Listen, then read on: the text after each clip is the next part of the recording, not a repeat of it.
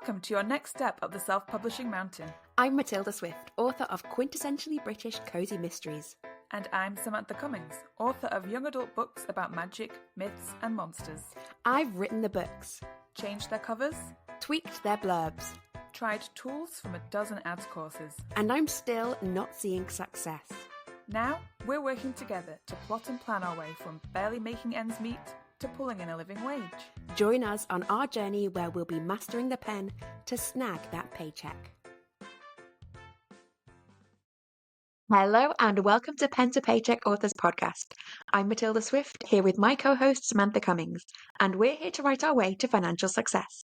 We're two indie authors with over a dozen books between us, and still a long way to go towards the quit the day job dream. If that sounds familiar, listen along for our Mastery Through Missteps journey. Each week we cover a topic to help along the way, and this week's topic is making authentic sales messages. Before that, what are your wins and whinges of the week?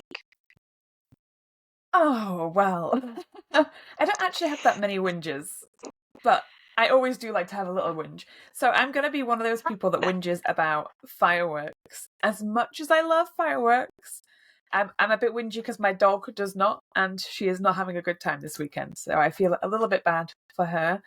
And just in general, the wildlife outside, which must be not having a good time. And that's my old woman whinge of the day. My wins this week are, I've broken the curse, my car is fixed, I'm back on the road. And I also have just had a really great weekend where I've been out and about. I'm just talking before we started the podcast that I've been to Alton Towers. I was there for roughly 8 hours on the Sunday. It was theme park, for anyone who's not familiar with. It's a big theme parks in North Apologies, yes, England. it's a big theme park. It was their last Halloween extravaganza weekend day thing. So it was open from 10 till 9, and yeah, we hammered it. We were there. It went pitch black, scarily, like really weirdly dark there. And we were on rides at the nighttime. It was so good. But as an old lady, I've just suffered all day today because I'm so tired. But it was fun. I loved it, and I'm still kind of like riding that high of spending hours screaming yesterday, which apparently makes me feel good. So that's good to know. Excellent. How about you? I'm going to go in reverse order. So I'm going to go wins first. I made some really good progress on my writing this week. So I'm at the editing phase for book 1 in my new series. When I do that, I set myself a 2-week time period. And just before I spend the weekend reading through the whole book, writing myself notes. And the notes are as if they're to somebody else. So I write down, like, at the top of a chapter, this is a boring chapter, make it more interesting. And I try to forget the fact that I have to read that and do that later. So I had that this weekend. And I also had a couple of different cozy mystery writer friends who sent me some feedback as well. And one had a long meeting with me to talk through things. So excellent, very productive weekend. And in fact, it's been really useful to do this book slightly differently to normal. So I would normally write a quick, relatively rough draft, knowing that there'll be whole chapters I will come and chop apart and rewrite in this stage. But because I wanted to send the book to a couple of friends, I had in fact done a pre-editing stage. I spent the best part of a week on it, and I pulled out all those chapters that were just like absolutely boring, irrelevant chapters that I write for reasons I can't fathom. And I put in more stakes, and it was really useful. And then when I've come to it for this 2 weeks, actually, I think I'm only going to end up spending probably 1 week on the edits rather than 2. So it's been quite interesting to try and do it in 2 separate halves, to do like the big structural stuff in one chunk, and then maybe come and focus more on the language in another chunk, which I try and do both at once normally. And yeah, I might try and look at changing my process. Anyway, so that's my win. But my whinge, I think I've got like all-time podcast record holding unbeatable whinge this week, which Yes, like this is a new bar.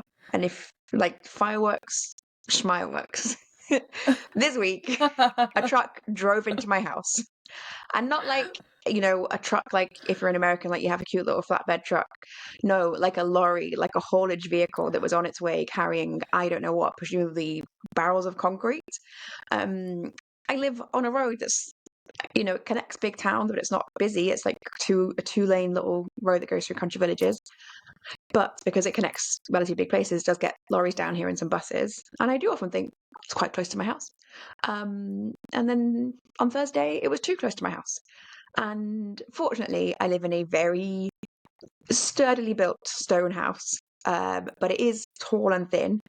So a big, very significant looking part of my front of my house has been knocked sideways, and my front door was trapped shut. And I only have one door because the back of my house, I live in an eccentric village, which seems cute until you're then trapped in your house because the back of your house is a story high, because the valley's so steep that you live in an overdwelling. So I only had one door, and it was trapped shut by a cave in. I don't know what you call it for a house, a stone collapse on a wall collapse.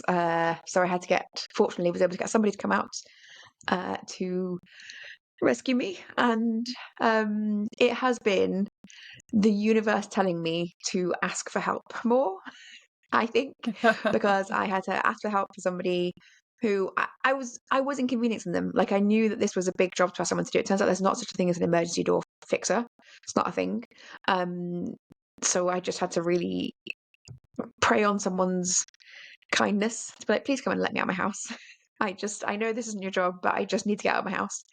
And then the next day, I walked down to the local stonemasons, which very lucky that I live in a village where you have a local stonemasons.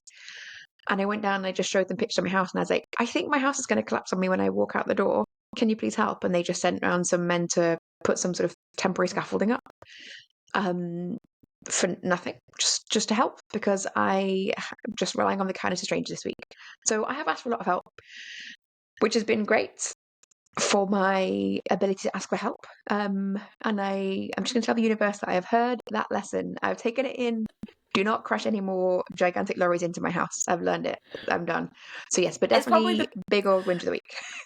Yeah, that's probably like the biggest lesson. That is such a loud lesson to have happen to you. Yeah. Like, I feel like my little car lesson where I was like without a car for a couple of weeks was like a very gentle way to say, like, like you could be more self-reliant. and I heard that, and it was a very easy. No, you could be less self-reliant. You could accept more help. That's what the universe is telling you then. No, yes, it could, but it also taught me to be like more flexible with like my arrangements in life. Like, I can take a train. I don't need a car. Like, I can like okay. do things. So I had like maybe a couple of lessons within my small thing. Yours is just that is like they might as well just punched you in the face. I mean, I felt punched in the face, yes. Yeah. I would also say about this, it was so interesting in that we talked about a couple of weeks ago. I feel like in real life, I can fix any problem. I absolutely fixed it. Like, a truck drove into my house, and I was like, well, that's unfortunate, but I guess I'm just going to have to fix this. And I've made a million phone calls, I've taken a lot of photographs, I have contacted every person conceivable, documented things, like found out all the processes, and I'm doing it. And yet, just before the podcast started, I was whinging and feeling powerless about my ads. And it's like, that is such a small thing in self-publishing. Yeah. And like a literal lorry drove into my house, and I was like, I'll sort it out. Get this. So just, again, Google. another universe lesson. Like, I need better coping mechanisms in self-publishing. I need to find ways to solve problems, because I am so good at solving problems. I can solve any problem in my real life. Whatever the universe can throw at me, I got it. Okay, yeah. Let's not tempt it anymore, though. I mean, I think asteroid falling at my house, whatever, I'd fix it. Yeah, sure. I'll just start chipping it apart, and I'll start selling it. Exactly. I'd be making bank. So I feel like this kind of does lead us into our topic of the week, which is we're talking about say making authentic sales messages. And I kind of feel like there is a segue here. So what does this mean for you? So I'm making the segue. Okay, you're making the segue. I think you'll understand. Like, yes. I'm sending it to you. I see. Well, I think what's interesting actually is that once I was past the shock of it, I already knew I was going to write about it in my newsletter, which in the past I would not have done. Like, I really would not have felt like I wanted to share something a bit negative about my real life. I think I kept things very surface level. And I've gone to a weekly newsletter this year, and it's really felt like, oh, it's a really nice way to express myself and to feel like people appreciate this message. I get replies, I get great open rates and good click-through rates. And the more I've put in that's personal, the better it's felt. And the better I feel kind of promoting my books. And I think that's part of authenticity. One other thing I want to talk about today that isn't necessarily a segue from this, but is definitely the thing that is top of my mind in this topic, is enthusiasm. And I think Mm-hmm. an enthusiasm for your own work, and we've talked about this a lot of different ways. And in fact, we talked about it today in the Cozy Mystery Clubhouse. But I think for me, I definitely struggle to be like, have that cheerleader vibe for my own work. But the more authentic I get, the more I feel like I can be genuinely enthusiastic about things and be like, I'm sharing about my updates about my book regularly. I'm excited to share the new series with people. So I'm definitely feeling more authentic by communicating more and telling people more in a way that feels comfortable to me. And I don't feel that we're in social media because it isn't a space I feel that authentic. And I don't quite know how to do that. But I think there's things we could talk about here. Uh, but yeah, I think having that regular outlet of my newsletter helps me know when stuff's happening in my real life. Like, oh yeah, I'm going to talk about my newsletter. That's a thing I want to share with people. There's not much that comes up that I don't think I could share in there now. And I've got kind of a format down. And I think I am quite a cozy person. Like one of the things I did this weekend to get over the stress was I baked. And so I'll be putting that in my newsletter. And I also received the plate that I'd painted to match the rug that I made recently. So that'll be going in my newsletter. So yeah, I'm definitely just leaning into the fact that I am a cozy person and I'm going to share that in my communications. But I don't think I share it in enough channels or in quite in enough ways that lead to sales. I think I'm getting towards feeling authentic, but maybe not in a way that is connecting to sales. How Yes. about you? Yeah, I think that interestingly, I find myself more authentic on social media, and I've really worked on Mm. that this year. I've tried to really just lean into my own personality to try and get my personality across, in the tiny squares in a phone, which is more difficult than I think you think it's going to be when you first Mm. start posting on social media. It's like to be yourself, but also to try and be like to make yourself engaging in a way. And I think I've done a pretty good job of that this year. I have definitely made some good connections with people. I've got the same people that show up often to comment, and I have like good chats back and forth. And that obviously I'm not doing big numbers on Instagram, in no way, shape, or form, but I do find it a really nice place to be. I Mm. like the face that I put forward on there. I enjoy doing the silly skits and I've talked about this before, and doing like the lip syncy stuff. I really enjoy doing that. My Mm. family loves, just as a little segue, my family I love loves that for some reason.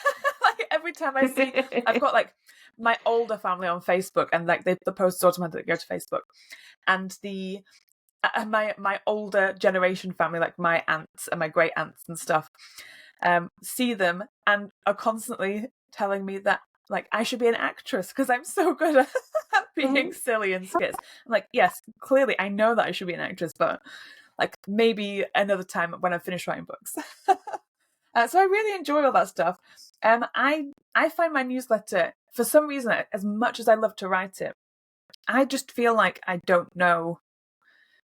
I don't feel like I've got a good practice for it. I don't feel like what I'm saying is like beneficial or people really are interested in hearing it. That's definitely where my struggle Mm. is. Because I think as a newsletter, you kind of feel like it should be, well, I feel like it should be salesy, but it also shouldn't. I don't know. Like I'm still trying to figure out my standing on the newsletter and what I feel comfortable putting in, and like how much of it should be salesy, how much of it shouldn't be salesy. So that's still like a Mm. part that I'm struggling with. So Especially yeah, like in like I need different to genres as take a well. cue. Like there's different Yeah. personal things to share. Um, Mm-hmm. I think in cozy mysteries, there's so much around the genre that's about things like baking and crafts, things that are really, and like books, things that are really easy to share in newsletters.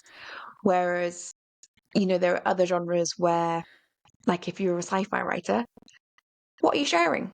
Like, Mm-hmm. the books you read recently, right? That's a thing you could share, but it's definitely harder to see like what from your day-to-day life you can share that's going to feel Mm-hmm.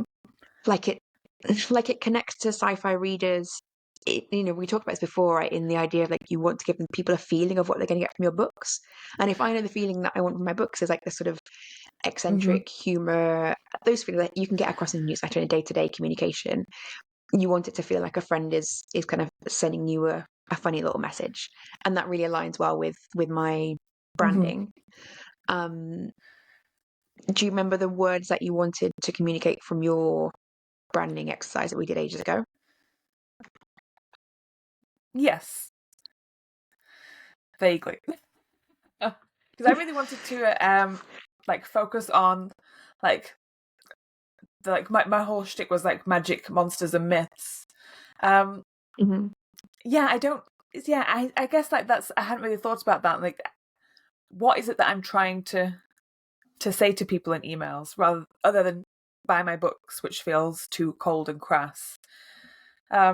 Like magic and monsters, those are things Yeah, like, are you looking to build I really authority need in to. those? I Do you really want need people to to see look you at as an that. authority? Yeah.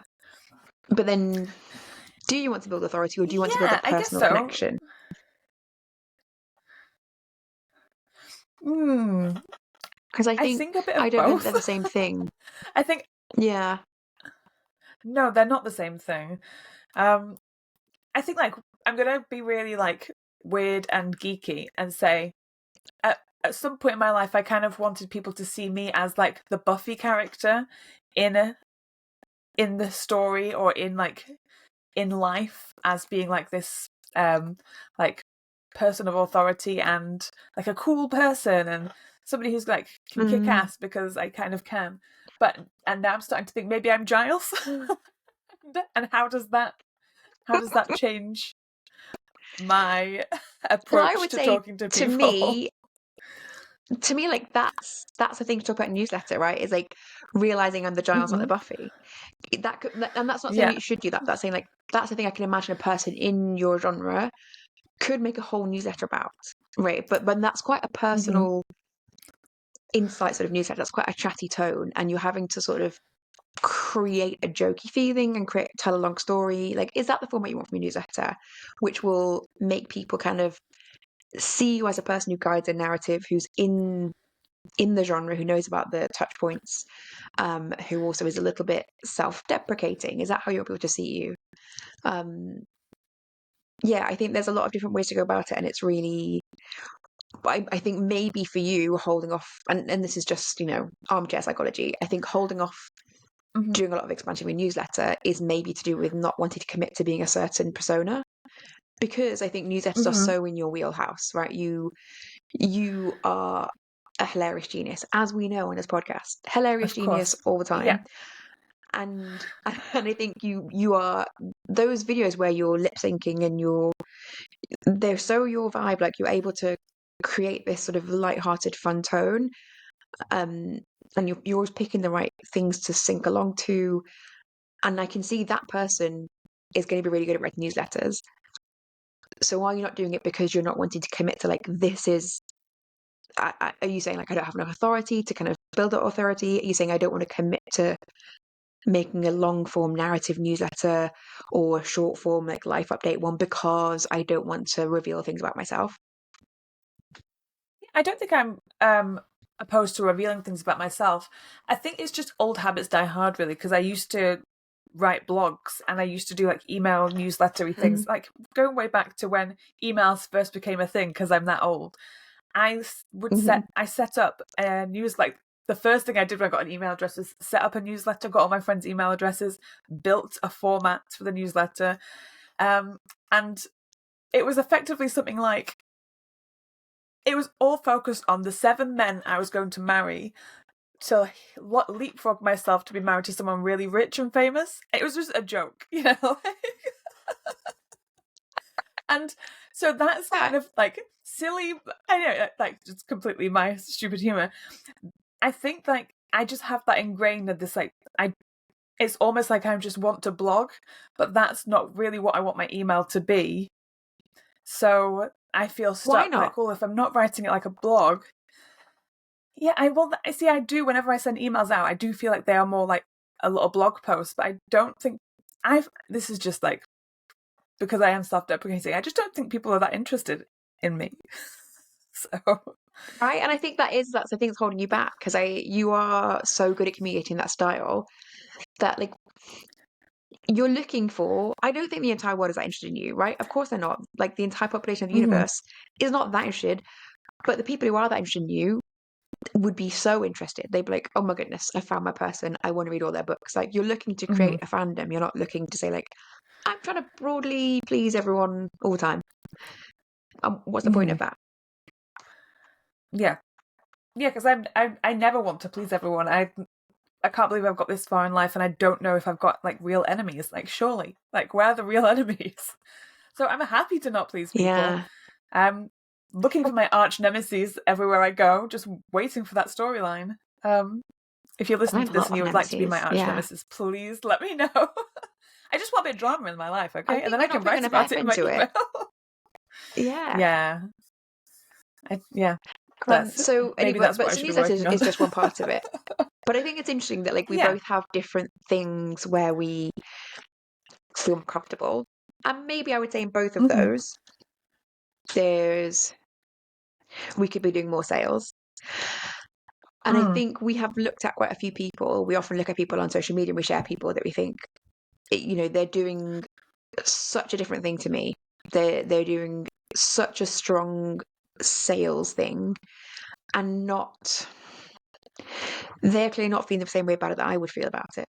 Because I think in a newsletter, I feel comfortable putting a book in there and I'm never selling it. I'm never saying like, this is the book you want. This is the book you like. They'll solve all your problems. You feel bored right now? Read this book. I'm always putting in some like fun stories, recipes, maybe a thing that's happened, an update on my cats. And then there'll be one section each newsletter about a book. And it's often like it's on a deal, it's tied to this time of year. It's almost just like, here's a bit of information. And I've tried to make them more positive, like pushing myself outside of my comfort zone, but it still feels authentic to me to say, oh, it's autumn, cozy up with this autumnal book. This will make you feel cozy. And that's true. But I feel like I'm not enthusiastic enough about my own writing because part of that is like, it doesn't feel very English. But when we talk about people who are really enthusiastic about their writing, and it doesn't feel like the worst thing ever for them to be doing it, but it feels like if I did it, it would feel awful. That's definitely obviously like a hurdle that we have to overcome, because I actually think I find it worse when somebody is too negative on their own. I'd much rather somebody be over the top, like, oh my god, I love this book that I wrote, I think you're going to love it too. I would much rather that and maybe feel a little bit of cringe about it than be the person who's like, oh, what I wrote is like, no one's going to buy it, no one likes it. I think that's way worse. Yeah, it's just about finding like, how do you find the middle ground? I mean, I personally love all the books that I write. My problem is that I feel like I just have bad taste. And I'm okay with that. So, That's such a niche problem. Okay. I know. I write books that I like, okay? Yeah, I mean, I've I would definitely been much doing rather more be prompt research recently. I'm reading people who come up in my auto books and people who are maybe like one step away from that. So people that I wouldn't necessarily pick to read their books because I choose them because I like them. I'm trying to choose people who I think in various different ways readers are connecting us either at one move or directly. And can I read their books to get a sense of what it is that readers are connecting about with these two? And I've read some books recently that I know outsell mine, and I don't think they're as good. Right, and I think I'm trying to objectively really understand that and like take it in. Because you asked me a really good question recently where you said, when I was talking about not feeling maybe confident enough in my books, just like, do you think other writers in cozy mystery are better writers than you are writing better books? And I was like, maybe not. It was really hard to say no. I do feel like my rating is good. I think the area in which I maybe have been falling down is not being to market enough, and that's fine. I'm working on that, and I think my new series is more to market, and I think I would only keep improving in that area. But I have read a couple of other series recently that I know are more successful than mine, that are not better written and that are not more to market, and the people are just better at marketing than me. Yeah. And it does feel like, I think, whenever I look at other writers that I think are doing things like the same way that I do them, as in like they're people who really have a great newsletter and they communicate with their readers like the same level of personal detail. They're not sharing, what they found in the shower that morning. They're sharing like what delicious breakfast they ate. Like they're that level of personal. Those people, I think, they're no better than me, and also they, they're not more authentic than me, but they're often doing really well. And the main difference is they're just really enthusiastic about their books. They just really love their books and believe that their books are what the person Yeah. wants. And I Yeah. think I feel like I would be grateful if someone would read my book, rather than I think people should be grateful for Yeah. having the chance to read my book. I don't quite know how you get there and still Yeah. feel authentic. I think that's it for me. Is like, to me, being authentic Yeah. means being realistic. But those two things are similar but very distinct, and I'm merging them in my mind. Epiphany. This is not really Yeah. where this episode, I think, has been a real rumble, because both of us are like, I'm not quite sure this is the topic that I need to be talking about, but I see what it is now. It is, how do we get from authenticity to sales? Yeah. I think that, I know we've said this before. Apologies to any male listeners. I don't think we have that many looking at stats, but apologies to you male authors. But I do sometimes think, what would I do if I was a man? Because I have never once seen a male author on social media or anywhere hide in the shadows when he's written a book. He's never like, oh, I've secretly written this book. Oh, I'm not sure if I'm going to tell anybody about it. It's always like, I've written this book, it's on Amazon, and I'm going to be the #1 bestseller. And like, they go above and beyond to make sure that that's the thing that everybody knows about them. And like, I worked with a guy who, he was like such a fun character. He was such a funny guy. And he found out that I was a writer, and he was like, oh, I've also written a book. And I bought it. A few people that we kind of released at the same time a few years ago, and it was just like a hobby for him. But he released the book, and he was shouting about it on Facebook, and got so many sales just from like telling people every post, this book that I've written is so good. And he got quite a few sales, not like loads, because it was just a little hobby, and he's like moved on from there now because he's got other things to do, so whatever. But I'm sure that he beat me in sales just because he was talking about it so much. And I read it, and it was, I don't think I'll ever listen to this, but it was not good. And he didn't care. It was not good. It was just like, he had an idea for a story, he wrote it down, no editing, just one shot through, put a cover on it, released it. Wow. Yeah, because I would never tell anyone ever if I'd done that. No. Yeah. No, but he was just like, well, this is how books are made. You just write it down and you put it out there.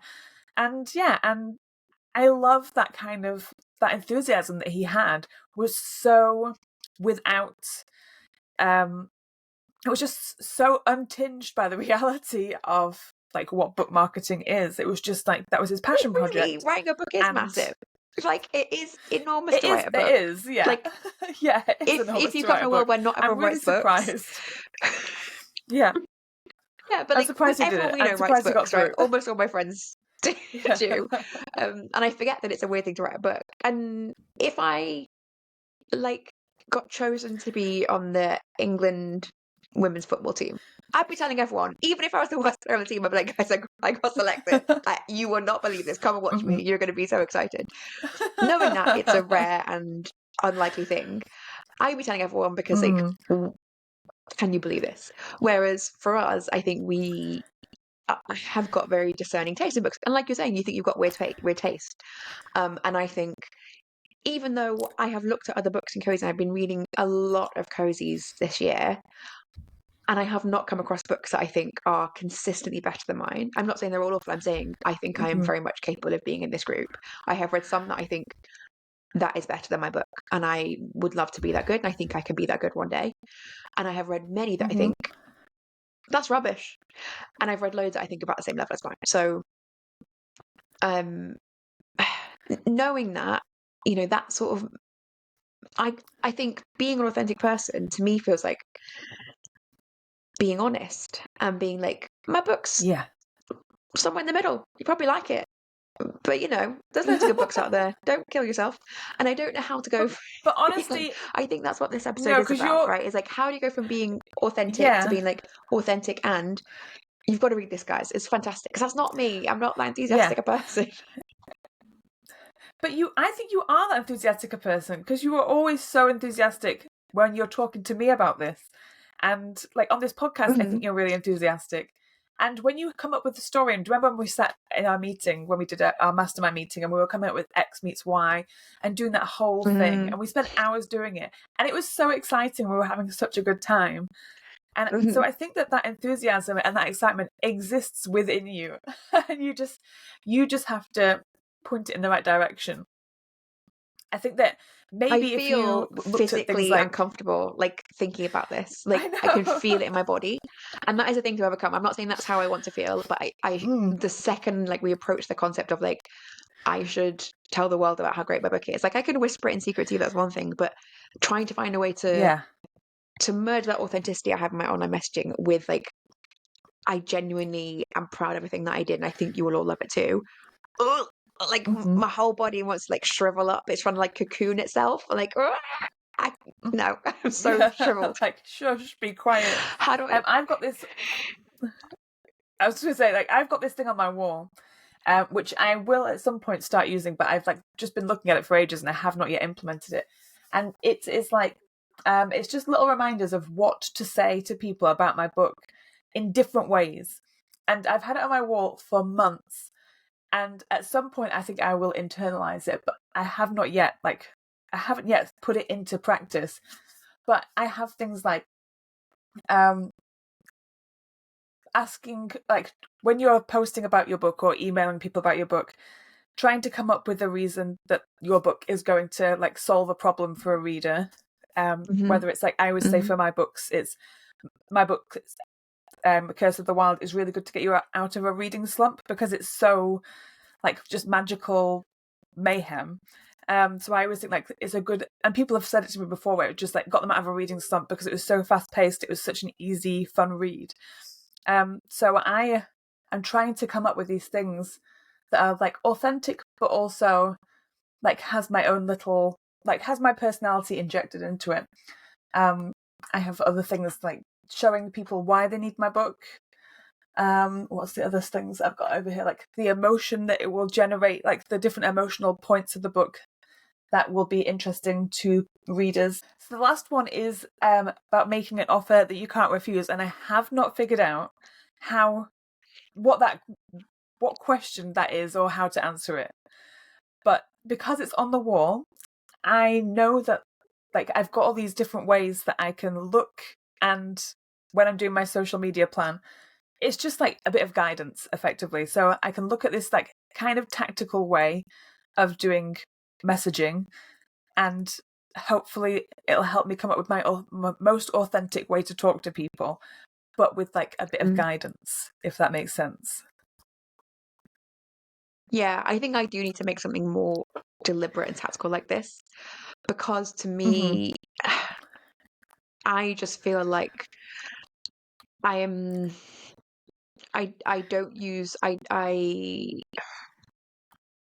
don't use this at all. Like I'm not doing anything like this, and I don't Mm-hmm. I don't see myself magically getting there, right? I think I'm just looking away from the problem and being like, Mm-hmm. my book will just become, they'll just sell themselves.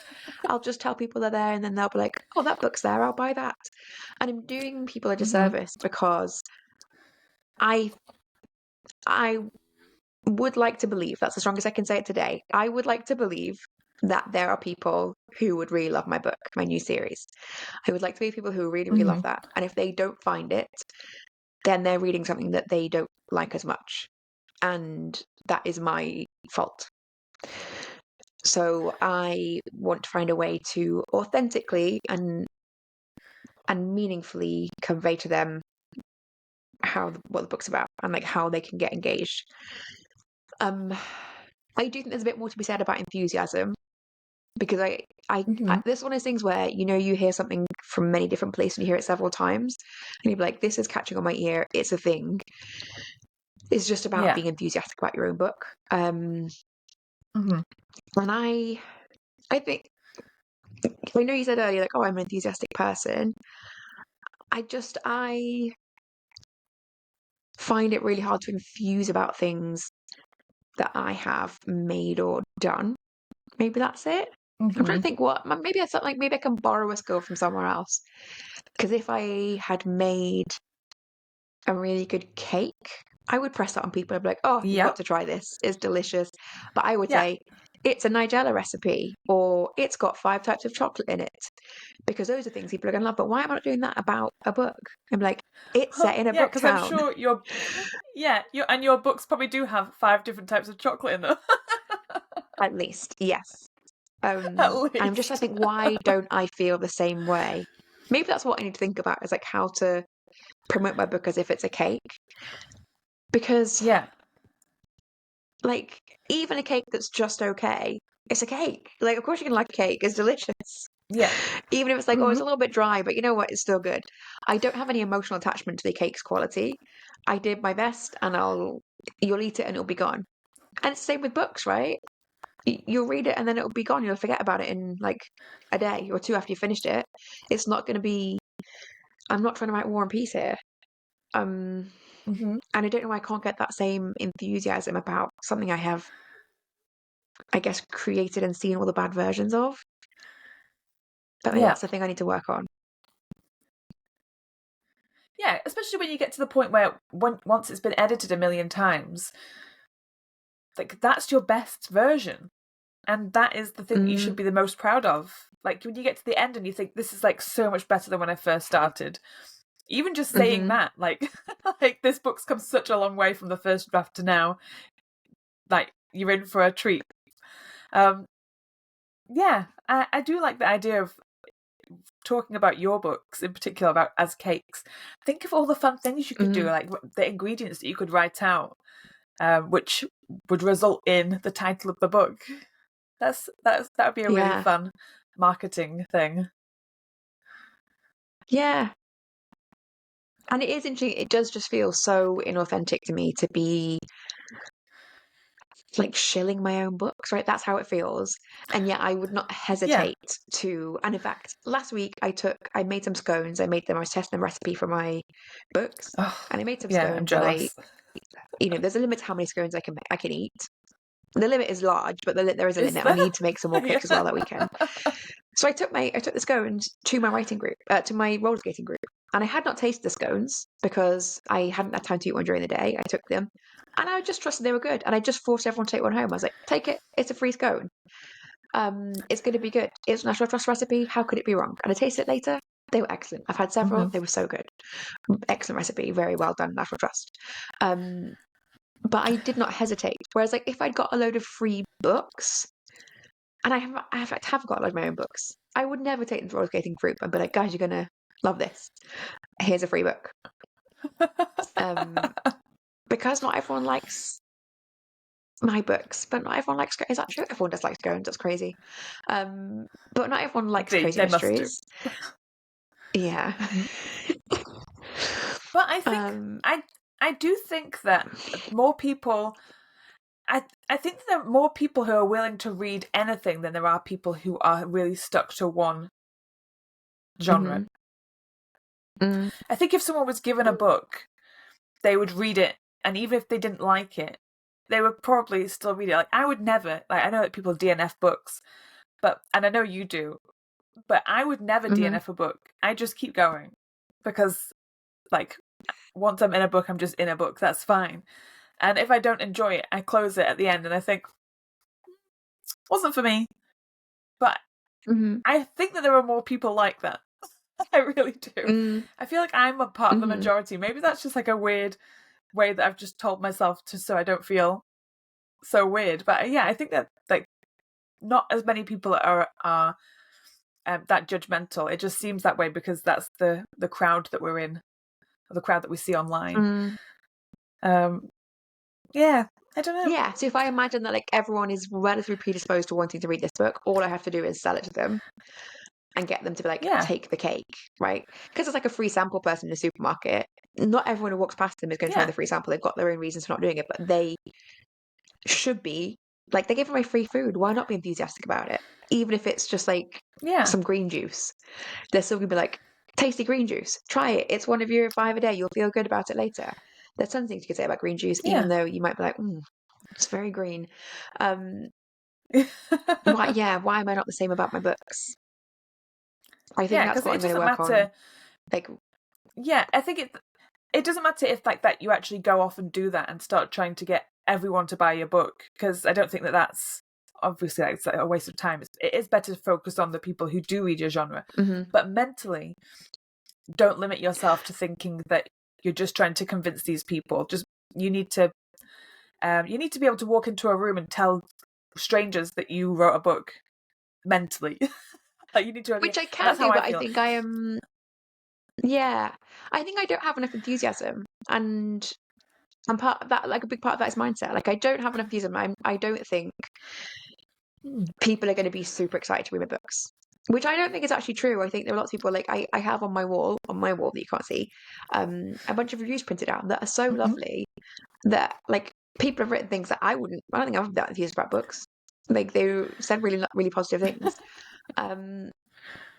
And I get so focused on being authentic, which I think is a reasonable thing to want to do, and a way that feels good to me to kind of communicate and a part of my marketing message, that I don't know. I'm just not pushing an authentic side of myself, an enthusiastic side of myself, Yeah. because it's not truly how I feel. I don't truly feel like you're gonna love this book. I think like you might like it. Some people would enjoy it. And how do I get to that? I think for me, I have to get to a stage where I genuinely feel enthusiasm. And I don't know how to get there. And I am a big believer in the whole fake it till you make it thing. I think that you just have to pretend. At the start of this year, I would have said, like, I feel like I wouldn't have believed that I would have started doing the things that I've been doing online. That sounds really dodgy. Like, I don't mean an OnlyFans. I just What mean have you been the doing? amount of silly, selling feet pictures online. No, I just don't. At the start of this year, I don't think I would have believed that now at this point of the year, that I would have been posting the things that I've been posting online with such enthusiasm, because I didn't really believe that my work was great at the start of this year. And then I started getting like quite nice reviews and things, and I really did. I feel like I really have faked it till I maked it, to do some good English. I faked it till I maked it. And I do think that is a good strategy. It can be authentic if you're wanting to make the change. So even if you feel like your excitement isn't real, but you'd want to be that person who's that excited, I think that that's still the right path to be on. I think that's better than like doing it and feeling gross. Yeah. And I think I've now got a space, like I think in my newsletter I feel safe, not safe. I feel genuine and authentic. I feel like in the best possible way, this is a place in which I can communicate in a way that really suits me and seems to engage my readers. And all I have to do is add on to that. a layer of enthusiasm about my books that is maybe Yes. I only believe it 1 day out of 10. I just need to try and capture that 1 day out of 10's feeling. That's an exaggeration. I don't get it 1 day out of 10. But, but sometimes I must feel enthusiastic about my books. I just don't let myself, and that's Eat a like a big bar of mindset thing, right? So I chocolate, don't let and myself because I then think yeah, it is a like a self doubt thing, because if I yes, say that I really believe my books and then they fail, that's the worst thing imaginable. Whereas if I say like they're okay and then they don't do that well, like, well, you knew they were okay. no. Do you Um, know what? No, mm, you have learned this weekend that the I've worst learned thing this lesson imaginable already. is a lorry. Yeah, is the lorry's driven into your Yeah. house. So this marketing thing and being authentic that's not the worst thing imaginable. Not selling a book. The worst thing imaginable is the lorry, and you dealt with that, and everything was Yeah. okay. And that's fine. The thing Yeah. is that I've done so much. This is So such a therapy session again today. I'm so sorry, everybody. But I have done I so know. much mindset work this year, that I have let myself not fully engage with the fact that I am still stuck on this last portion, this like self-belief portion, because I've got rid of all the blocks that were not letting me act. Right, I really had a lot of issues at the beginning of the year that were really holding me back and not letting me like push myself as far as I wanted to go. And now I've got rid of a lot of those, but I'm still stuck in the place where I I do have like negative feelings about my like, self-worth and the worth of my work in a way that I don't even want to really talk about, right? Like I'm not enjoying talking about it right now, but I think it is worth talking about. And if I look at my successful version of myself in 5 years' time, and that person is looking back, the difference between me and her is just self-belief. Like that's it. And she's writing the same books I'm writing, she's putting the same effort in. She just believes in her work more. And so I just need to be that person. And for Yeah. me, I need to find a way to do it authentically, because I can't. I can fake it till I make it, but I have to at least have like a measure of self belief that is true. Yeah. Yeah. I don't know if you would ever consider doing like mantra work. I know this is like really woo-woo stuff, but it apparently works. It's having mantras that you repeat every day um, to hype yourself up. I don't know if that would be something that you would consider doing. I think that would be quite a fun I think so. Like challenge. I hate the idea so much that I think it's probably as useful. Like it feels, it's Yeah. got that like physical discomfort feeling, the idea. It's the same feeling of like Uh-huh. talking Yeah. positively about my own work. Um, Mm-hmm. yeah, I think what I when you were talking earlier about like you've got all these messages on your wall, I was thinking like, Mm-hmm. what, I really wanted to sit down together and like make some messaging together and like reflect Yeah. on each other's work in a way that's hard to reflect on your own, to be really, really positive about it and find more of those slogans like, the book to bring you out of a reading slump. And Yes. maybe talk about things that like the things I know about my work that I can't look at because they're too like attached to my self-worth. And they're positive things, right? They're Mm-hmm. things that people said about my work, but I cannot even look at it. Like I can't even conceive of looking at it because it feels horrible. Whereas like if we sat down together and talked through it, I would feel able to confront that and Yes. like Yeah. and bring it out of the shadows and be able to like be enthusiastic. I think I am this close to being enthusiastic. And that is like I think you are. I do. that's not the last puzzle piece. But it's nearly the last puzzle piece that I need. It's a big puzzle piece that I need to Yeah. to find. Mm-hmm. Mm. Yeah. I feel like we've done the work today. We've done the Yeah. like the sitting in the reclining chair, looking at the ceiling work. I feel like I've talked a lot as well, though. Are there things that you wanted to talk about in terms of? I mean, the topic of today is not what we talked about realistically. We're supposed to be talking about make authentic sales messages. Actually, we have talked about it, right? About like Yeah, how to make them we authentic when it have. feels uncomfortable. So, Yeah, yeah, because what's your next step?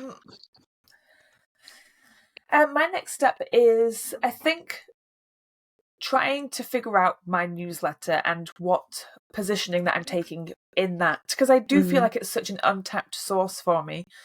I've not done like a great job of building it this year, but I've done much better than I have any previous year. So I have built my newsletter a bit this year.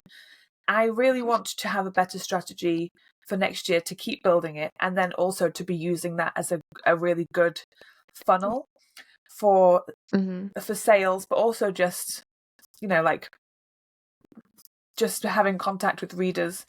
So I definitely think that's something that I need to start thinking about.